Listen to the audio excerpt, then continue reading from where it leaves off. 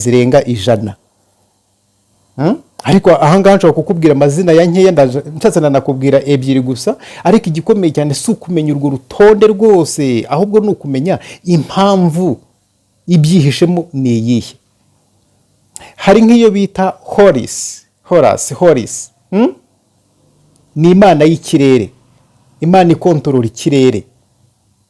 Ni iyihe mbonezabitekerezo bari bafite mu gusenga iyo mana ya Horus, imana y'ikirere? Nuko hejuru ya Farawo hari izindi mbaraga zari zihari. Bitegerezaga Farawo, ndetse na Farawo ubwe yararebaga akabona hari izindi mbaraga ziri hejuru ye. Yareba intare, yareba ingwe, yareba inzovu, yareba Autriche, yareba ifi, yareba imigezi, yareba inyanja, yareba ikirere, yareba imiyaga, yareba amashyamba, akabona byanze bikunze hari imbaraga zimurenze. Yareba uburyo aryama agasinzira nta kintu yakora kugira ngo ntasinzire. Yareba uburyo ibyo yariye bihita bishaka gusohoka. Yareba uburyo amagufwa y'umuntu akura. Yareba uburyo uburyo abantu boroka n'uburyo inyamaswa zororoka, uburyo imyaka yera, akabati byanze bikunze hari imbaraga. None akareba nk'izuba, uburyo izuba ryaka akabona nta hantu rifashe, akareba ikirere akabona nta hantu gifashe, akabati byanze bikunze hari imbaraga zikontorora ibi bintu. Noneho rero iyo mana bita Horus niwe mwami w'ikirere. Bivuze ngo si iki kirere ahubwo izuba baryizereragamo uwariremye. Udafite imitekerereze rero yagutse cyangwa utarabashe kubisobanukirwa, akagira ngo abantu basenga izuba, nyamara izuba baricagamo kugira ngo basenge uwariremye. Hakaba niyo bita Amunira Ra. Iriya ya Horus nayo imaze kuvuga, bavuga ko ariyo yarindaga abafarawo cyane, kandi nayo yabimikaga, ari nayo bahuga ubutware, bakabaha imbaraga kubasha kuyobora ibihugu n'abaturage. Iyitwa rero Amunira ni imana y'izuba. Imana y'izuba bavuga ko ariyo ifite imbaraga ku munsi, ku manywa, ariko kandi ikagira n'imbaraga ku buzima, cyane ko izuba ryarasaga bwabaga ari ubuzima butangiye mu myizere, kandi ni nako bimeze. Izuba rirasha ubuzima buba butangiye. Nubwo mu byigisho byabanje nababwiye ko umwijima ari wo nyina w'ibifite ubuzima byose, ibintu byose byavuye mu mwijima. Byose birasaba ko dutekereza kugira ngo tubashe kugira ibyo tumenya. Mba ndimo kuvugaho utuntu dukeya kugira ngo nawe ubone aho uhera ujya gukora ubushakashatsi, cyangwa se utekereza, cyangwa se ubone naho uhera ugira ibyo ujya kubaza Imana. Tekereza umenye, ikiganiro kuri Mizipa Oreli TV, mutegurirwa kandi mukagezwaho na Jean de Dieu Ntezikimwe. Ndabasuhuje, amahoro y'Imana nabane namwe. Eka nizere ko mumeze neza cyane, nanjye meze neza, rwose meze neza. Imana ishimwe ubwo twese tumeze neza. Nawe kandi niba hari bitagenda neza, Imana izi impamvu. Imana izi impamvu, izi urugendo tugenda, niyo yaruteguye. Ubu buzima twisanzemo niyo yabudushyizemo, ntabwo ari ubwacu. Niyo mpamvu buri hantu hose dukandagiye, umusozi wose tugezeho, ubuzima tugiye tubamo, ibizi impamvu ya buri kimwe. Rero reka dukomeze tuyizere kandi dukomeze tuyifatanyeho akaramata. Byanze bikunze umugambi wayo ku mwana w'umuntu nta kintu gishobora kuwuburizamo. Uyu munsi rero muri iyi saha y'agaciro tugiye gukomeza amasomo yacu, hahandi dutekereza kugira ngo tubashe kumenya, cyangwa se tubasha gufata ibyo tuzi, ibyo twumvishe n'ibyo tutaramenya ariko dushidikanyaho, dufiteho amakuru makeya, none tugafata umwanya wo kubitekereza, tukabyanariza, noneho tukanajya imbere y'Imana, buri muntu wese ku giti cye, buri muntu wese mu buryo bwe, akayibariza kugira ngo abashe gusobanukirwa, noneho agire imyizerere ishingiye ku byo atekereza, ave mu rujijo. Rero tugiye kuganira noneho gusenga, ikintu abantu benshi bavuga ko basenga, ubuzima bwo gusenga. Tugiye kuvuga gusenga. Wenda mbere y'uko mbyinjiramo,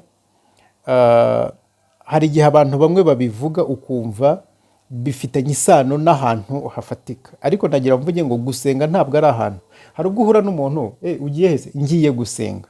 Mwahura, usengera hehe? Akakubaza usengera hehe?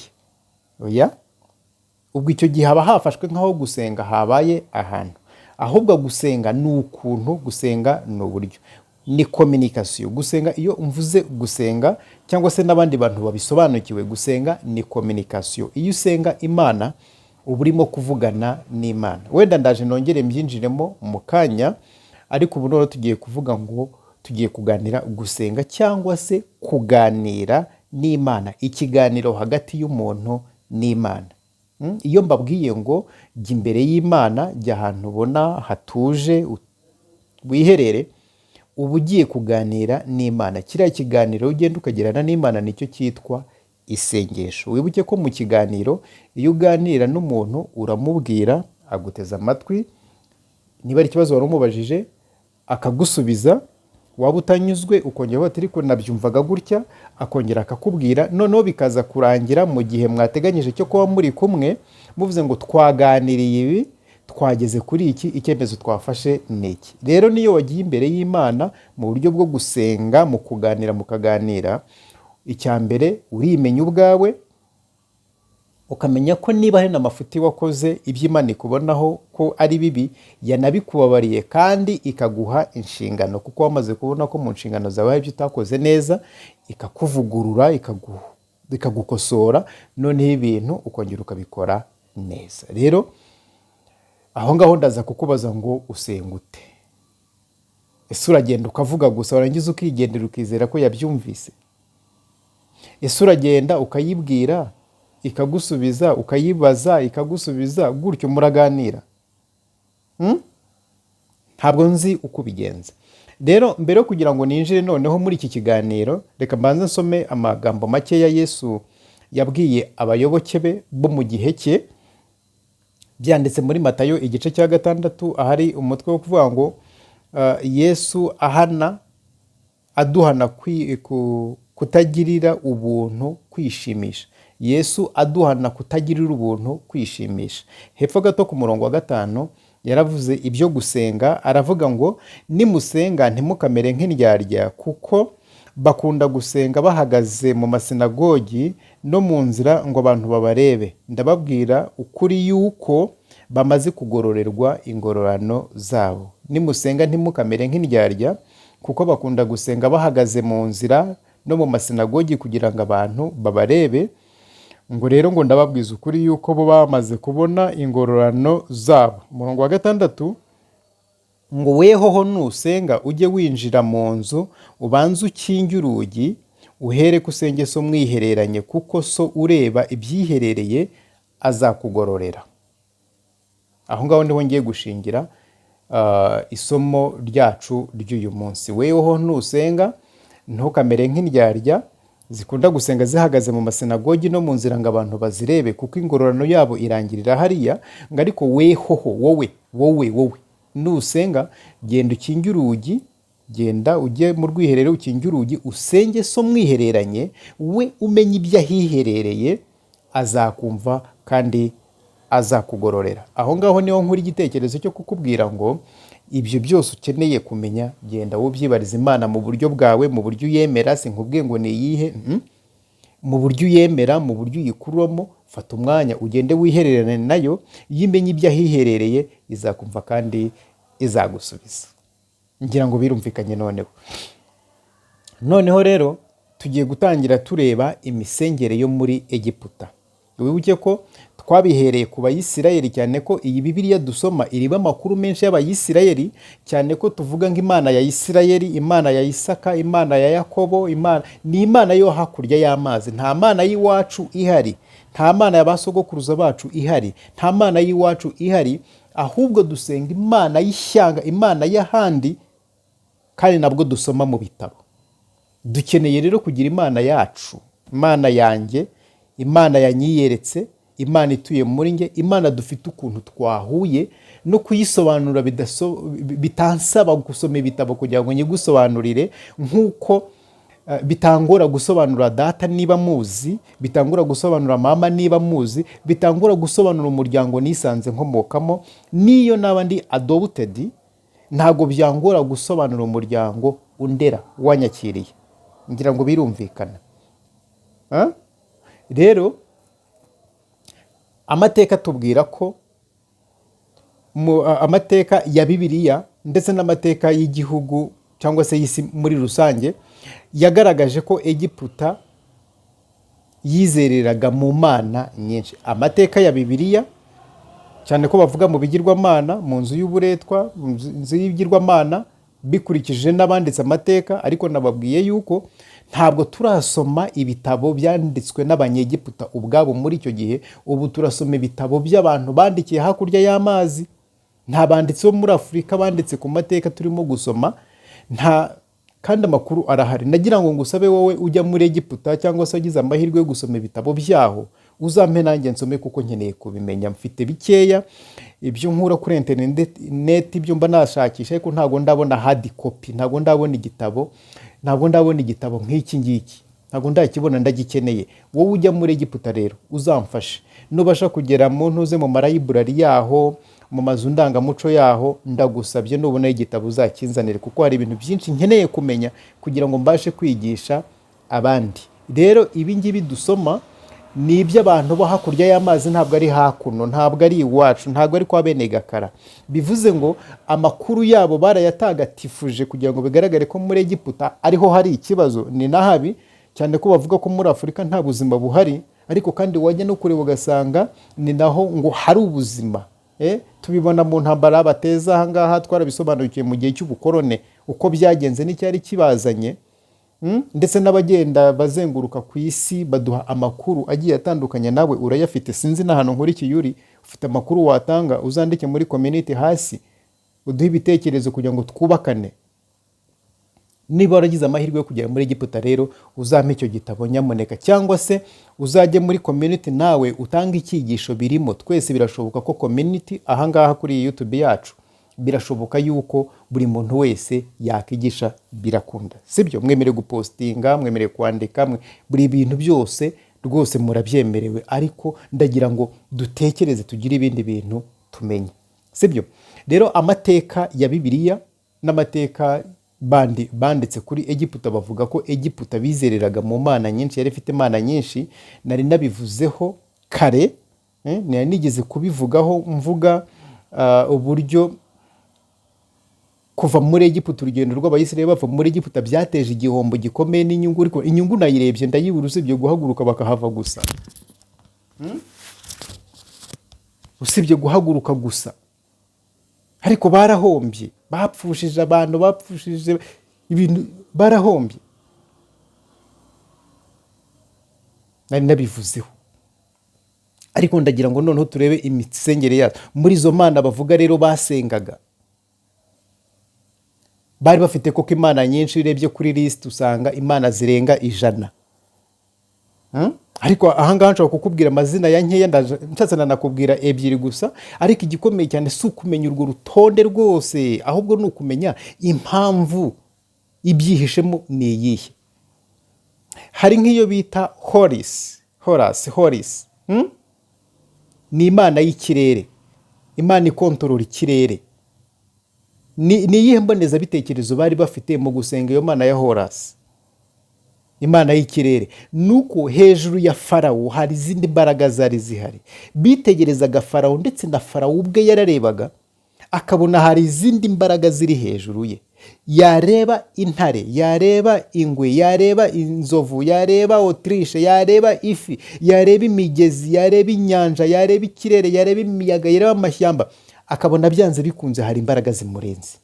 Yareba uburyo aryama agasinzira, nta kintu yakora kugira ngo ntasinzire. Yareba uburyo ibyo yariye bihita bishaka gusohoka. Yareba uburyo amagufwa y'umuntu akura. Yareba uburyo uburyo abantu bororoka, n'uburyo inyamaswa zororoka, uburyo imyaka yera. Akabati byanze bikunze hari imbaraga. None akareba nk'izuba, uburyo izuba ryaka, akabona nta hantu rifashe. Akareba ikirere akabona nta hantu gifashe. Akabati byanze bikunze hari imbaraga zikontorora ibi bintu. Noneho rero iyo mana bita Horus niwe mwami w'ikirere. Bivuze ngo si iki kirere, ahubwo izuba baryizereragamo uwariremye. Udafite imitekerereze rero yagutse, cyangwa utarabashije kubisobanukirwa, akagira ngo abantu basenga izuba, nyamara izuba baricagamo kugira ngo basenge uwariremye. hakaba n'iyo bita amunira ra, iriya ya Horasi nayo imaze kuvuga, bavuga ko ariyo yarindaga abafarawo cyane, kandi nayo yabimikaga, ari nayo bahaga ubutware, bakabaha imbaraga kubasha kuyobora ibihugu n'abaturage. Iyitwa rero amunira ni imana y'izuba. Imana y'izuba bavuga ko ariyo ifite imbaraga ku munsi, ku manywa, ariko kandi ikagira n'imbaraga ku buzima, cyane ko iyo izuba ryarasaga bwabaga ari ubuzima butangiye mu myizere, kandi ni nako bimeze. iyo izuba rirashe ubuzima buba butangiye, nubwo mu byigisho byabanje nababwiye ko umwijima ari wo nyina w'ibifite ubuzima byose. Ibintu byose byavuye mu mwijima, byose birasaba ko dutekereza kugira ngo tubashe kugira ibyo tumenya. Mba ndimo kuvugaho utuntu dukeya kugira ngo nawe ubone aho uhera ujya gukora ubushakashatsi, cyangwa se utekereza, cyangwa se ubone naho uhera ugira ibyo ujya kubaza Imana. Ntabwo mba ndimo kuvuga ibintu byinshi, ni ukugira ngo nawe ugire uruhare rwawe mu gutekereza. Rero hari izindi mana nyinshi, iz'urubyaro, iz'umutekano, iz'amazi. Hari imana nyinshi bitewe n'uburyo, bitewe n'agace babaga barimo. Urabizi isi ni nini, ntabwo twaba ahantu hamwe. Abizereraga mu zuba babonaga izuba uburyo rirashe bakabyuka. Ababaga babana n'amatungo nk'inka, uburyo zabyaraga, uburyo zakamwaga, uburyo mbega bitewe n'ahantu abantu babaga bari, icyo babonaga cyaborohereza gukurura imbaraga z'uwabaremye bakazibona hafi, nicyo ngicyo bifashishaga. Ngira ngo birumvikana neza. Nk'abagendaga ku mafarashi bashobora kuyisenga. Ngira ngo ibyo bintu birimo birumvikana. Niyo mbonezabitekerezo cyangwa se filozofi yari mu gusenga ibyitwa ibigirwamana, nuko imbaraga zabaremye n'imbaraga zaremye ibyo biremwa bindi barazikururaga bakazegeza bakazishyira muri ibyo byaremwe, noneho bagasenga bumva Imana iri kumwe nabo. Ibyo ni nk'uko uyu munsi nkubwira ngo Imana irakwegereye. Niyo mpamvu niba ugiye kwiherana nayo, yumve nk'inshuti yawe, yumve nk'iri hafi aho ngaho itari kure, uyibwira kandi ikakumva, atari ngombwa gusakuza, kandi ikagusubiza ukabimenya, ikibazo cyawe kigakemuka. Rero mu misengerere yabo bavuga ko bizeraga imana nyinshi, ariko imbonezabitekerezo cyangwa se filozofi yabaga iri muri uko gusenga binyuze muri ubwo buryo, bwari uburyo bwo guhura n'imbaraga zabaremye, Imana yabaremye binyuze mu byaremwe. Bivuga ngo bo nta wundi mwigisha bari bafite, ahubwo bigiraga ku byaremwe. Imana bayigiraga ku byaremwe. Izo mana rero zabo zabaga zifite ibimenyetso by'inyamaswa, nari mbivuze bitewe n'agace aho babaga bari icyo babashaga kubona. Hari n'izabaga zifite ibimenyetso by'abantu. Iyo rero nk'inyamaswa, nk'umuntu bamwambikaga wenda bamushyiragaho nk'umutwe w'intare, umutwe w'ingwe, byabaga bishaka kuvuga ngo Imana yaremye umuntu, imbaraga zaremye umuntu zikarema n'inyamaswa, twebwe ziraturenze ntitubasha kuzumva. Ni ukuvuga ngo iyo nyamaswa n'umuntu bifatanye byagaragazaga yuko Imana ifite ubushobozi budahangarwa burenze, surinaturere,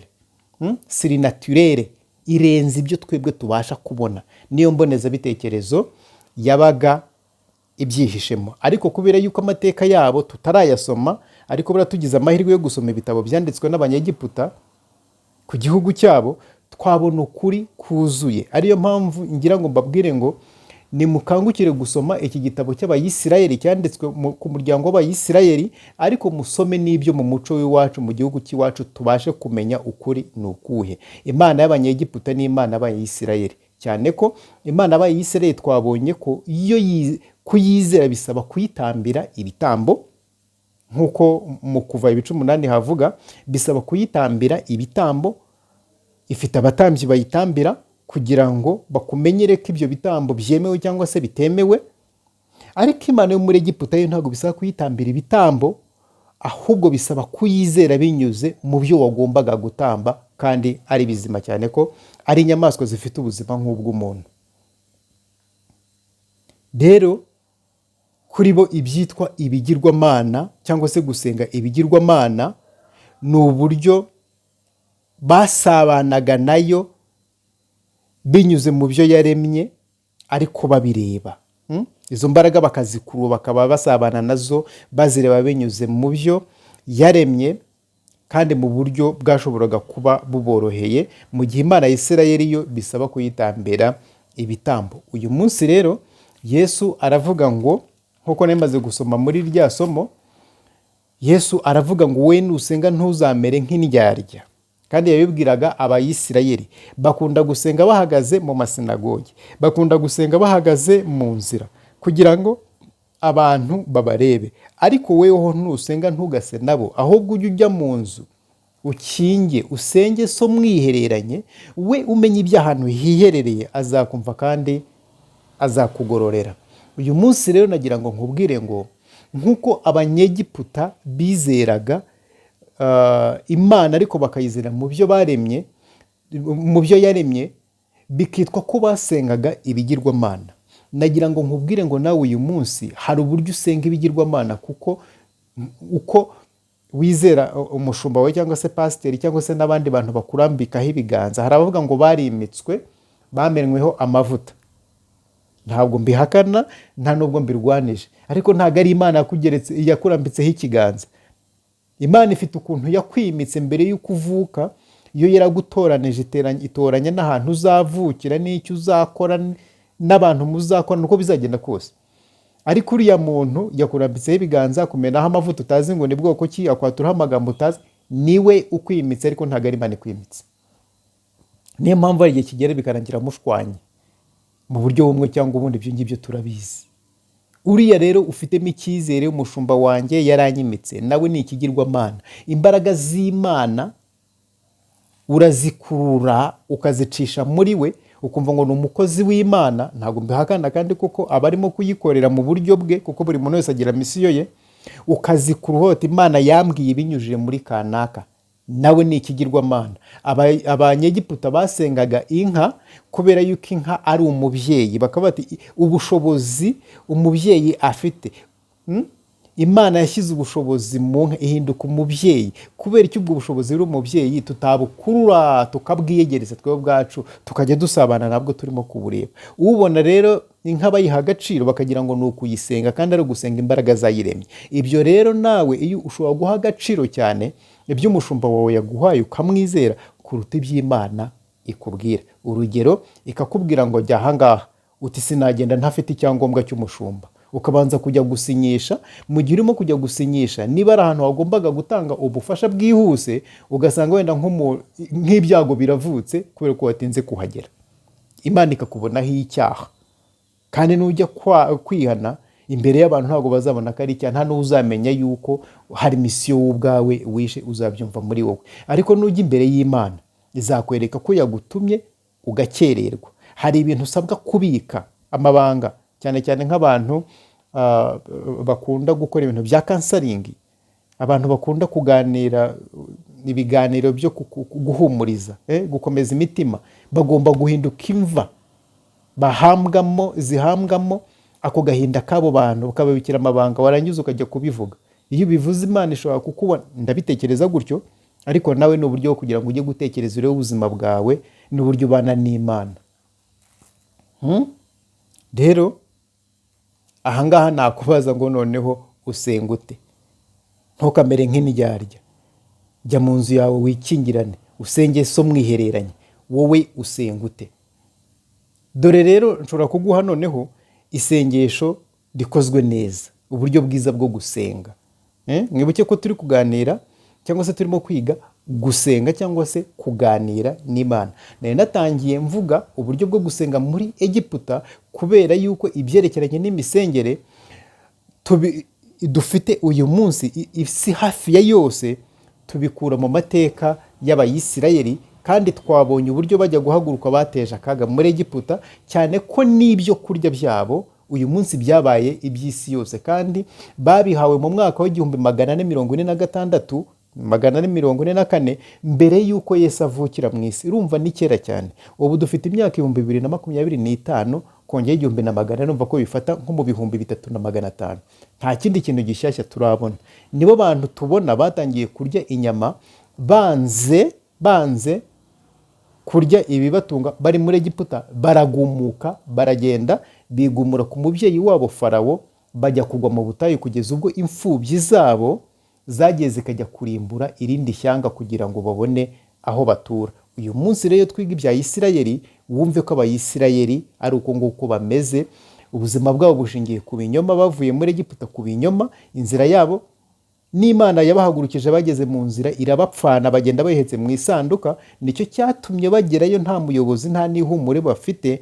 Noneho bica nabo basanzeyo bagombaga kubagaburira, barabarimbagura. Igihugu cyabo rero gishingiye cyangwa se Imana twigishwa ni Imana umurimbuzi. Niyo mpamvu uzasanga ibyo uzasoma byose nta hantu itandukanye n'uwitwa shitani. Ifite ubugome buruta bw'umuntu, ifite ubugome buruta bwa shitani. Ni Imana yicuza impamvu yaremye umuntu, ni Imana irimbuza abantu amazi, ni Imana iteza abantu inzara, ni Imana yicisha abantu inkota. Nusoma ibyayo uzasanga ari urupfu gusa, kandi iby'urukundo ubona ari bikeya.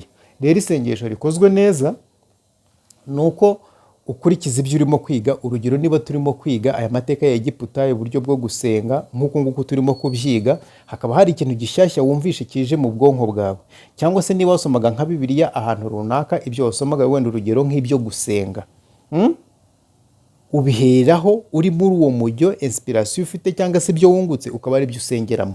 Noneho ikintu cya mbere ukabaza Imana, Mana urambona ute muri uyu mwanya ndimo, urambona ute? Ikabanza kukwereka uko umeze, ikakwereka uko uhagaze, ikakwereka uko ikubona, kuko uko wibona bitandukanye n'uko yo ibibasha kukubona.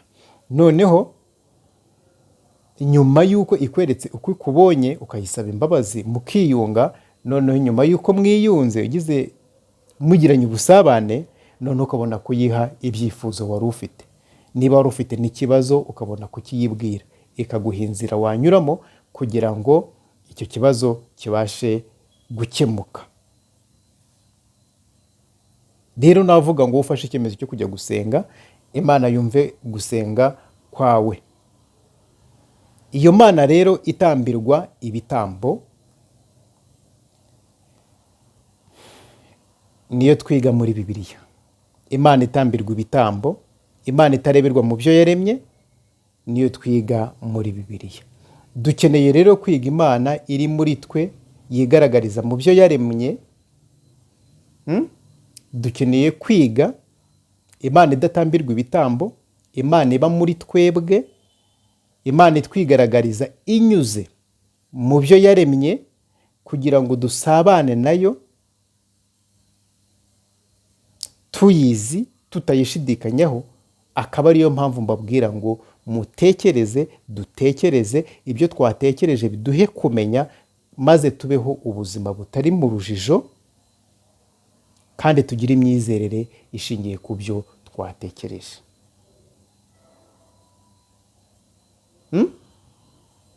Dukeneye Imana yigaragariza mu byo yaremye, Imana idatambirwa ibitambo, Imana ituye muri twe, Imana ikorera muri twe. Ariyo mpamvu mbabwira ngo dutekereze, ibyo twatekereje biduhe kumenya Imana mu buryo tutayishidikanyaho, maze tugire imyizerere ishingiye ku byo tuzi. Imana rero ibahe umugisha, Imana yumve gusenga kwanyu, Imana ibungure ubwenge, Imana ibamurikishirize umucyo mushyashya kugira ngo mubashe kuyibona binyuze mu byo yaremye, bibatunga, mubana nabyo. Inyamaswa yaremye, ibyatsi yaremye, umuyaga, ibintu byose mubonemo imbaraga z'Imana. Noneho kuyizera no kuyimenya bibe byagutse muri twebwe, kugira ngo imitima yacu ibe ubwami ituramo, maze imiryango yacu, ibihugu byacu muri rusange bibashe kubamo amahoro akomotse kuri twebwe, maze yuzure ibihugu byacu, tubashe kunezezwa no kubibamo nk'uko Imana yabitugeneye. Imana ibahe umugisha.